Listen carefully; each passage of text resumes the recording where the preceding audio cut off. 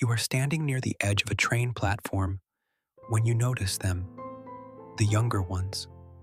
They move like the train pulling in might be the last one that will ever come.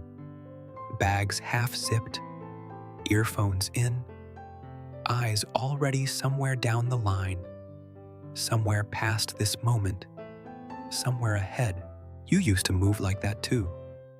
You do not remember exactly when you stopped. It is not that you are slow now. You are not. You still get where you need to go. You still answer the messages and make the meetings and stand on the same platform at roughly the same time most mornings. But there is a difference in the way you arrive, and you feel it most clearly on days like this, when the platform is full and you have a few minutes to do nothing but watch. They check the time and then check it again, as if the number might have changed in the 4 seconds since they last looked. They run for trains that are not leaving yet. They take the stairs 2 at a time toward a day that will still be there. You take the stairs 1 at a time now, not because you cannot manage to, because somewhere the rush stopped feeling necessary. It simply happened the way most real changes happen, without an announcement, without a date you could circle. A young woman near the doors is talking fast into her phone, already walking before the doors fully open, already planning the next thing while finishing the current one. There is a brightness to it that you recognize. It is the urgency of someone who believes time is a resource they must spend quickly. You believed that too, but the loud version, the one that made you run, has softened into something you cannot name. The train arrives. Everyone moves at once, and you move with them, but a half-second behind, as though you are watching yourself board, rather than boarding. Inside, the young ones are still moving, even while standing still, thumbs going, feet tapping, leaning toward the next stop.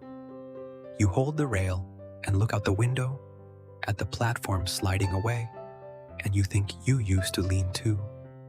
The window gives you back a faint reflection.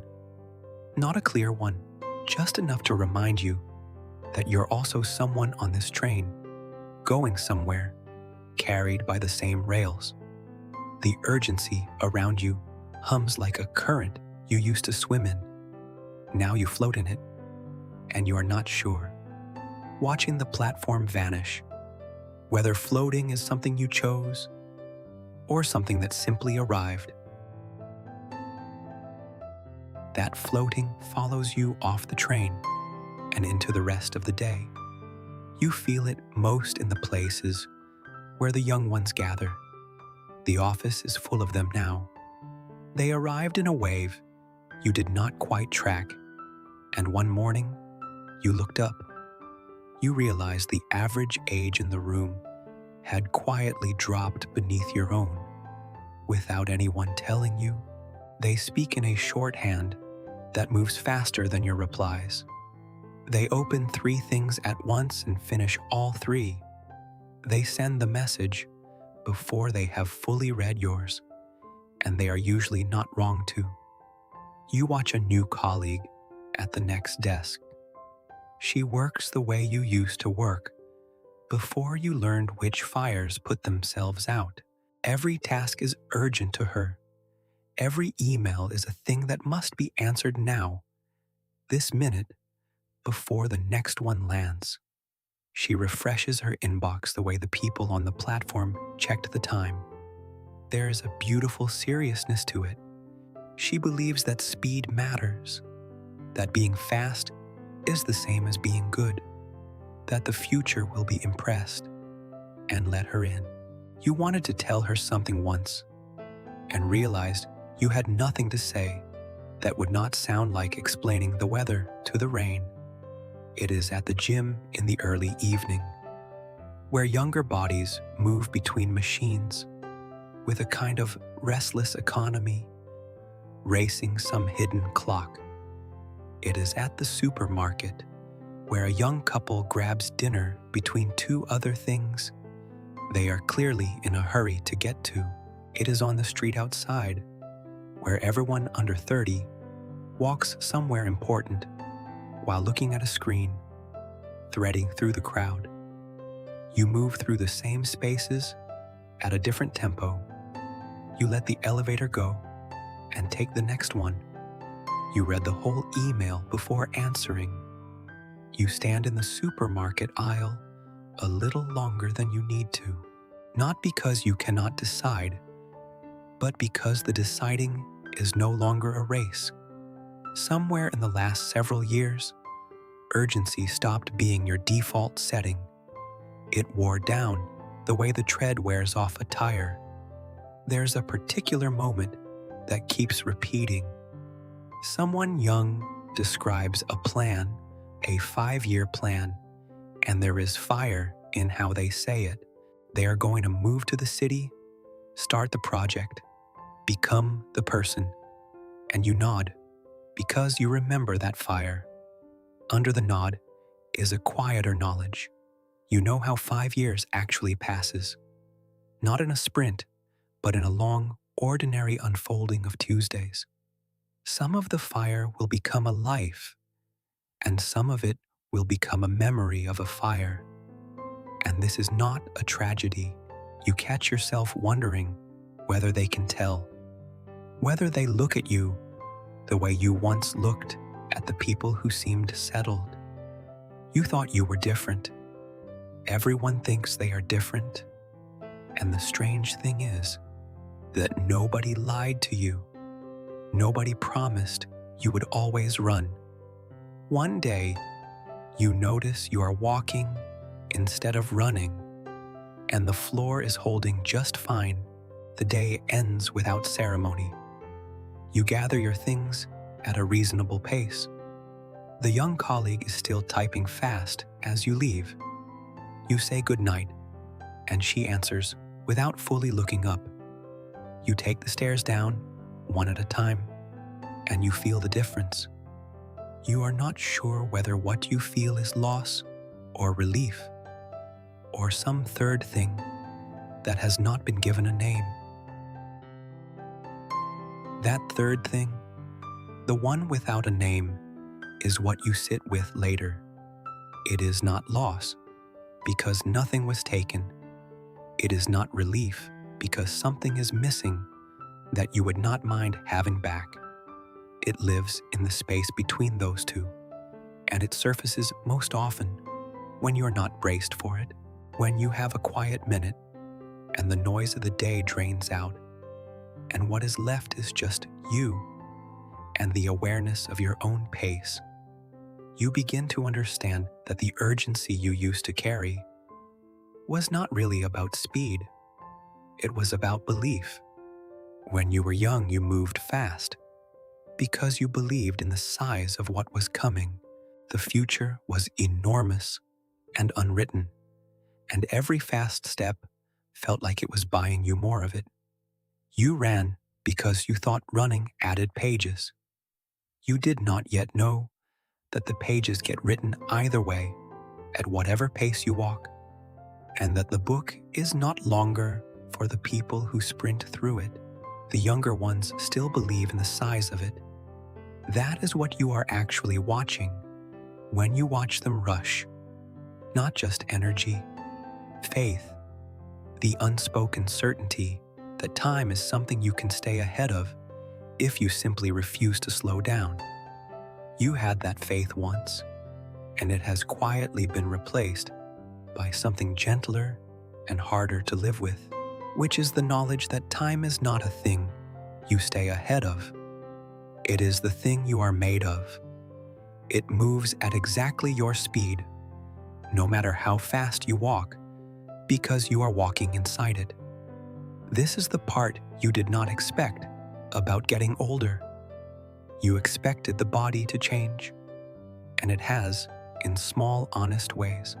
You expected the face in the mirror to drift slowly out of agreement with the age you feel inside, but you did not expect the change in urgency, this internal recalibration that happened without your consent. You did not expect to stop running and feel mostly fine about it. You did not expect that watching someone young rush past would produce not envy exactly, but a tenderness, the kind you feel toward a version of yourself you can no longer reach. You notice that you no longer measure days the way they do. They measure days by what got accomplished, by boxes checked. Now, a day feels good for reasons that would have embarrassed your younger self. A real conversation, a meal eaten slowly, an evening where nothing happened and nothing needed to. The urgency, when it left, took with it a certain kind of striving, and what moved into the empty room was a quieter set of values.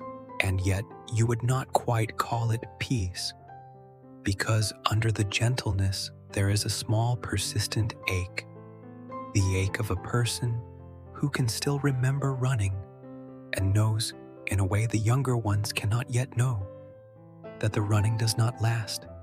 You want to tell them, and you know you must not. You know that the knowledge cannot be handed over. It only arrives the way it arrived for you, slowly, through the body, through the years, through 1,000 mornings, until one day you take the stairs one at a time and notice that the rush is gone.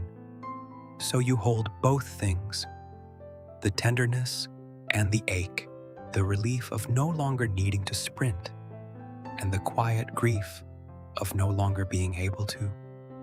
You watch the young move through life with their beautiful, doomed urgency, and you do not want to slow them down, and you do not want to be them again.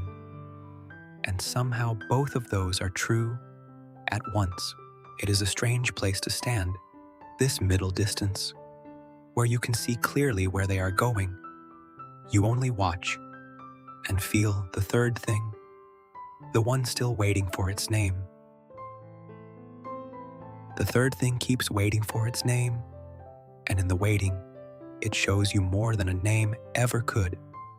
It shows you, for one, how much of your younger urgency was borrowed.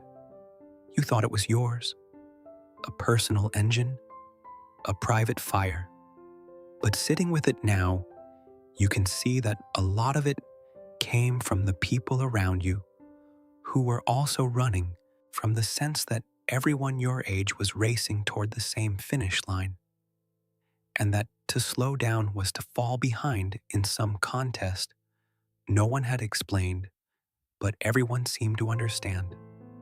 The young ones rushing past you today are running in a pack the way you ran in a pack. The pace was never just personal. It was a weather you all lived inside, and you mistook the weather for your own nature. You see, too, how the urgency promised something it could not deliver. It promised that if you moved fast enough, you would arrive somewhere final. There was always a place just ahead, a version of life that was settled and complete, where the rushing would finally stop because you would have gotten there. You ran toward it for years. And the strange truth, the one the young cannot yet absorb, is that there is no there. The place that was always just ahead keeps being just ahead.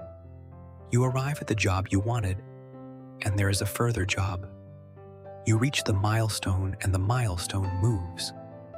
The rushing was supposed to end in arrival, and instead it just ended, quietly, on its own, not because you got somewhere, but because you grew tired of believing the somewhere was real. There is a younger relative, maybe, or the child of a friend, who talks to you sometimes about everything they are going to do. You listen the way you listen to whether you have already lived through. You can feel the warmth of their plans, the genuine heat And you can also feel how certain they are that they will be the exception, the one who does it all, the one for whom time will make room. You were certain too. You remember the exact texture of that certainty, the way it felt less like hope and more like fact.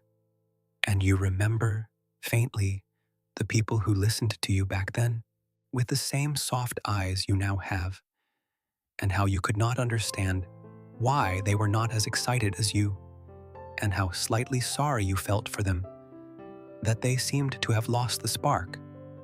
You did not know then that the soft eyes were not a lack of spark. They were a kind of knowing that does not look like much from the outside. You begin to notice the specific, small ways the recalibration shows up, the way you no longer feel the need to respond instantly, and how the world, it turns out, mostly survives the delay. The way a free Saturday no longer fills you with the anxious obligation to optimize it, to cram it with the productive and the improving, and how you can now let a Saturday simply be a Saturday, the way you have stopped keeping a private scoreboard against people your own age, the comparison that used to run underneath everything, the quiet arithmetic of who was ahead. The scoreboard did not get resolved. It just got quiet, the way the platform urgency got quiet, until you realized you had not checked the score in a long time and could not quite remember the rules. And alongside these small reliefs, the small losses, just as specific, the way you no longer wake up with that electric forward pull, the sense that today might be the day everything changes, the way a year now passes in what feels like a season, the calendar thinning out, the months running together because they are no longer marked by the dramatic firsts that marked your younger years. The young ones are still collecting firsts. First apartment, first real job, first time the future felt close enough to touch. You are mostly past your firsts now, living among the seconds and the thirds and the hundredths, the repeated ordinary days that do not announce themselves, and you understand for the first time why the older people in your life always said the years go faster. They go faster because they stop being new. Urgency, it turns out, was partly just the feeling of newness, and newness was always going to fade. You watch a teenager on a bicycle cut through traffic with the immortality only the young possess, and you do not flinch the way you might have feared. You just recognize it. That is what it looked like from the inside. That certainty that the rules of consequence applied to other people. You had it. It kept you moving. It also kept you from noticing a great deal that you only learned to notice once the certainty wore off, once you slowed enough to see that the people around you were tired too, that the effort was shared, that everyone running so fast was also underneath, just trying to get through the day with something left over. There is a question that surfaces in the deep middle of this recognition, and it does not have a clean answer. The question is whether you would warn them if you could, whether, given a way to make them hear it, you would tell the young to slow down, to stop spending their urgency so freely, to notice the platform and the morning and the ordinary minutes they are sprinting through on their way to a somewhere that will keep receding. And the honest answer is no. Not because the warning would be wrong, but because the running is theirs to do, the way it was yours. The fire is not a mistake. It is how the early part of a life gets lived.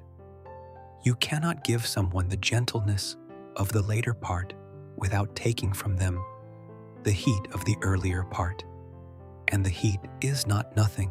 The heat is how they will get far enough to one day stand on a platform and watch someone younger rush past and feel this exact unnameable thing. So you stop trying to name it and you let it be what it is.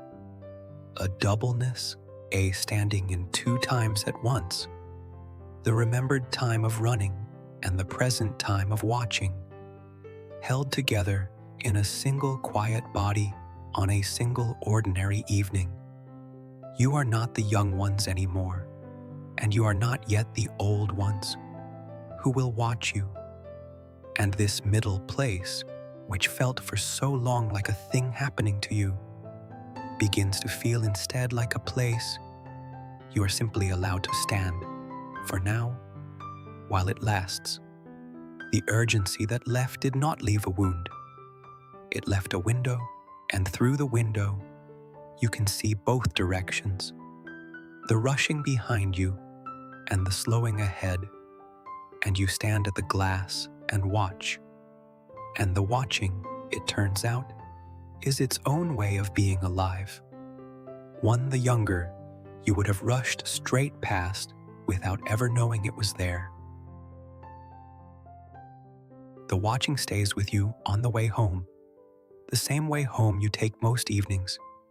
You are back on a platform, or one like it, and the young are here again, checking the time, running for trains that have not arrived, leaning toward the next thing the way you used to lean.